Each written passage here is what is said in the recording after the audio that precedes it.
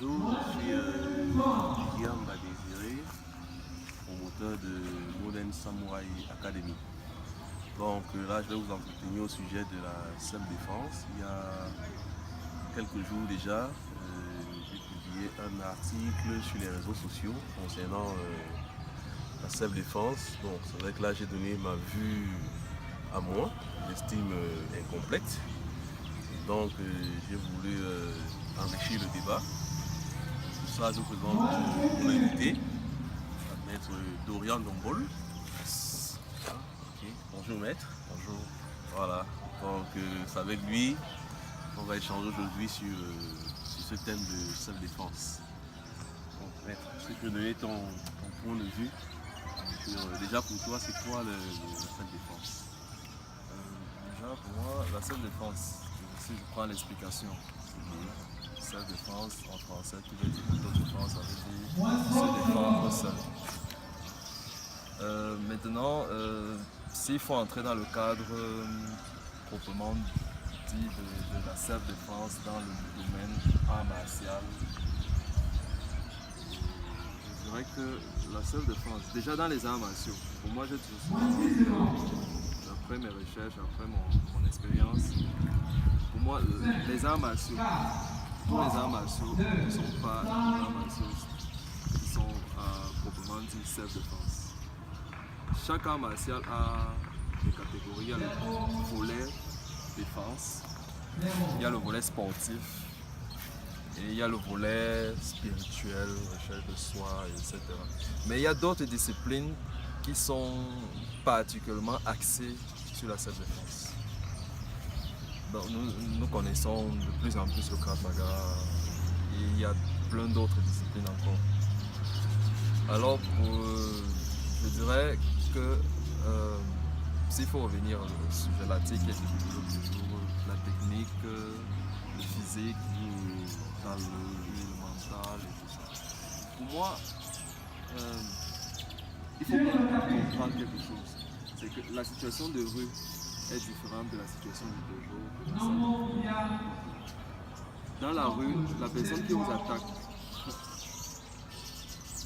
non seulement elle ne vous connaît pas, vous si vous ne la connaissez pas, mais maintenant les choses sont différentes. Il n'y a pas de règles comme dans le dojo, il n'y a pas de principe qu'il faut appliquer à la base.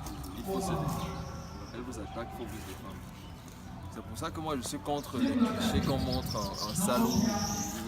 On perd du temps pour expliquer que non, il faut peut-être faire comme ça, pour faire ci, pour parvenir à ceci. J'étais peut-être avant, mais maintenant l'expérience de la rue a montré autre chose. C'est qu'il faut être pratique en fait. C'est pour ça que moi je dis, former quelqu'un à se défendre demande une autre école. Pourquoi? Parce qu'il faut entrer dans le volet psychologique, il faut voir le volet physique, il faut voir le volet technique. Maintenant, quand on parle du volet psychologique, ça veut dire qu'il faut travailler le mental. Le mental qui joue dans le physique et dans la technique par la suite. Pourquoi? Parce que si vous entraînez quelqu'un seulement au physique, vous entraînez à la technique, il peut être peut-être technique, peut être physique, mais quand il se retrouve face à la situation réelle, si psychologiquement il n'est pas bien, c'est que son physique là ne va pas jouer, ses techniques ne vont pas sortir. On en connaît plusieurs qui se sont retrouvés comme ça. Pourquoi? Parce que vous savez bien, quand on se retrouve dans une situation de stress, on perd nos moyens. Parce que là, le mental n'est pas travaillé. Tu perds tes moyens. Du coup, les techniques que tu avais apprises, tu as l'impression que c'est flou dans la tête. Tu ne sais plus quoi faire. Physiquement aussi, tu ne peux plus parce que le stress t'empêche de respirer. Donc, du coup, tu es comme paralysé. Tout à fait. C'est pour ça que l'entraînement à la self-défense demande un travail, comme je l'expliquais tout à l'heure, un travail psychologique. Il faut entraîner les gars déjà à se préparer mentalement à ce qu'ils pourraient rencontrer dans la rue. Donc il faut sortir des clichés un peu trop théoriques et trop stéréotypés là. Il faut aller vers quelque chose de pratique. Ça c'est ma vision et c'est comme ça que moi je travaille. Maintenant, on a parlé de l'aspect mental, la gestion de la peur, parce que c'est un élément aussi qui revient souvent. Se retrouver face à un gars qui est 2 fois plus grand, 2 fois plus lourd, déjà dès qu'on le voit comme ça, dans la tête ça bloque et on ne sait même plus trop comment avancer. Maintenant, quel conseil tu peux donner à un débutant pour gérer cet aspect de peur là, pour rappeler le stress? Déjà, le conseil, généralement, je pense ici, ce n'est pas surtout au débutant, c'est plus à l'instructeur, à son maître. Ok. Parce que le maître, moi je pense, doit mettre l'accent dessus, sur le mental, sur jouer la psychologie là. Pourquoi? Parce que, comme je disais tout à l'heure, c'est très important. Comment apprendre à quelqu'un à donner un coup de poing si lui-même ne sait pas encaisser le coup de poing? Pourquoi aller directement lui montrer qu'il faut se défendre face à un couteau, ou bien à une arme à feu ou une arme quelconque, si il ne sait pas déjà comment faire pour se battre sans couteau et sans... Il faut d'abord qu'il apprenne à se défendre comme ça. Et ça demande donc d'être réaliste dans la pratique. Ça veut dire quoi? Ça veut dire que il faut les apprendre et les préparer à encaisser les coups. Si tu encaisses, si je te donne un coup au visage, naturellement, on sait que naturellement, même pour quelqu'un qui n'est pas entraîné, quand la main vient vers le visage, il y a un effet naturel, la main qui protège. Voilà. Maintenant, pour préparer donc, il faut qu'il accepte aussi à encaisser. Le fait de savoir encaisser déjà aussi, ça travaille dans sa tête. Parce qu'il sait que si aujourd'hui j'ai encaissé, demain je ne vais pas encaisser. Et là, ça le rend meilleur. Aujourd'hui, il a pris, demain je ne prends pas. Demain, il prend ailleurs, après-demain, ça le rend meilleur. C'est comme ça qu'il voit qu'il va évoluer. Et maintenant, face à une situation réelle, son mental étant déjà travaillé, à cause du fait qu'à l'entraînement, il reçoit des coups. Il a eu à prendre des coups. Donc pour lui, ça devient comme un jeu. Et c'est plus facile maintenant de s'en sortir. Et hormis ça, il y a ce qu'on appelle l'entraînement, la répétition. Parce que des fois, on aime souvent aller loin, on ne revient pas à la base. Il est important de répéter les techniques chaque fois parce que c'est un peu comme ça devient naturel. La répétition là par la suite, ça devient naturel. C'est ça qui évite que lorsqu'on fait face à une situation où on est stressé, qu'on ait le trou noir dans la tête. Parce qu'on est habitué. Là, en ce moment, c'est le corps qui naturellement réagit. Comme naturellement, il réagit quand il a un coup que la main monte, il réagit aussi naturellement parce qu'il a travaillé. Oui, c'est vrai que moi-même je suis du même avis. C'est un truc qu'on a souvent constaté. On se précipite.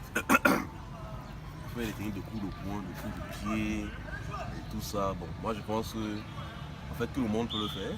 Le coup de poing, le coup de pied, ça peut se faire.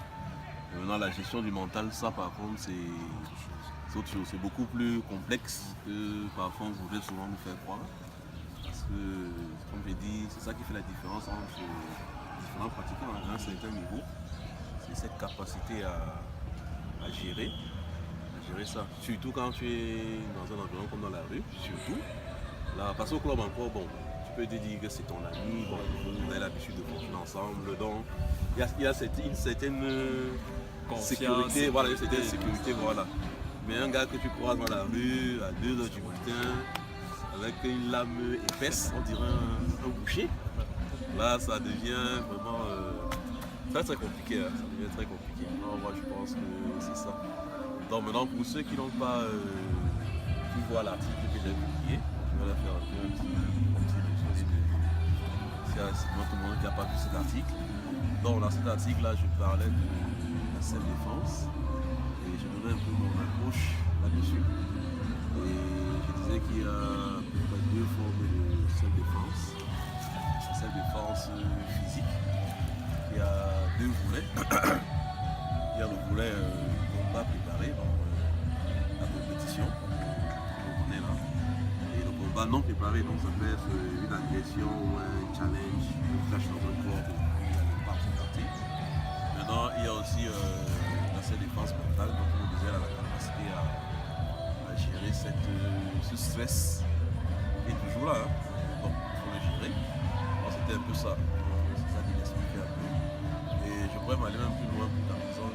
Disons que le stress, c'est un allié, en même temps un ennemi en même temps. Hein, parce que c'est ce stress qui nous permet de rester en éveil, d'éviter de se mettre en position de surconfiance. Quand on n'a pas de stress, c'est toi ce qui dit, oh, ça c'est un problème, mais gérer ça deux, trois mouvements. Et puis on sous-estime un peu celui qui est en face de soi. Celui qui est en face de soi, lui, il s'applique, et après, on a une mauvaise surprise. Alors, c'était un peu ça. C'était un peu ça l'esprit de l'article. Ceux qui n'ont pas pu le lire sur les réseaux sociaux. C'est pour ça. Donc, c'est ça. Donc, Maître Dorian, maintenant, pour ceux qui veulent en savoir un peu plus sur toi, quel est ton style? Quel style? Je suis dans le Krav Maga, le Kyokushin, Kai. Et le Newaza aussi. C'est vrai qu'avant ces trois disciplines, dont je suis quelque sorte le pionnier, j'avais d'abord fait le kickboxing, j'ai fait le Naruto, le full contact, j'ai aussi fait un peu de Muay Thai, le combat au sol. D'accord. Bon, c'est vrai que le Kyo-Newaza, je connais pas trop, mais c'est quoi le Kyo-Newaza? Bon, le Kyo-Newaza, c'est un mélange de Kyokushin et de combat au sol. Kyo qui vient de Kyokushin, Newaza du sol. D'accord. Bon, maintenant, pour ceux qui regardent la vidéo et qui se posent les questions, c'est bien Maître Dorian Dombol, vous avez vu dans La Patrie d'abord. Il y en a qui peuvent se poser la question, est-ce que c'est vraiment lui ou c'est pas lui? Non, je précise que c'est bien lui que vous avez vu dans le film La Patrie d'abord qui est sorti il y a à peu près un an aujourd'hui, hein? À peu près, oui. Avec Thierry Tamac et tous les autres. Donc, il y en a qui peuvent se poser des questions, hein? Non, je préfère les rassurer tout de suite. Maintenant, s'ils veulent s'entraîner avec toi, nous sommes à Bimassi, c'est là où je suis, Bimassi. S'ils arrivent à Bimassi, là, tout le monde me connaît. Nous sommes au Rond-Point Express. Rond-Point Express. D'accord. Donc, pour ceux qui ont suivi, et parallèlement, je voulais aussi dire que, bon, pour ceux qui sont intéressés par le cinéma, le volet cascade, tout ça, je suis en train de mettre sur pied je crois que tu avais travaillé sur La Patrie d'abord, les scènes de combat, La Patrie d'abord, c'est vrai qu'il y avait mis en place ces scènes de combat. Surtout que là, certainement après La Patrie d'abord, il y aura certainement d'autres films. Oh, il y a d'autres. Voilà, c'est ça. Donc, pour ceux qui sont intéressés, voilà, vous allez à Bimassi, Rond-Point Express, puis vous cherchez Maître Dorian. Tout le monde le connaît dans le secteur. Donc c'est ça. Ok, d'accord. Bon, donc pour résumer, donc, le but de l'émission, c'était échanger avec Maître Dorian sur la question de self-défense, parce que on a dit, comme moi j'ai l'habitude de dire, il n'y a pas le monopole de la connaissance, hein, ça n'existe pas. Hein. Donc j'ai mis un article, bon, ça. Et donc, on de venir échanger avec lui, qui donne aussi sa vision là-dessus. Ça permet d'enrichir les idées, et même pour ceux qui ont lu à lire, les articles là, ça ouvre un peu l'esprit. Voilà. Donc, merci Maître, merci à l'exercice. Et là, c'est la fin de la causerie martiale, épisode 8. Et rendez-vous bientôt. Merci.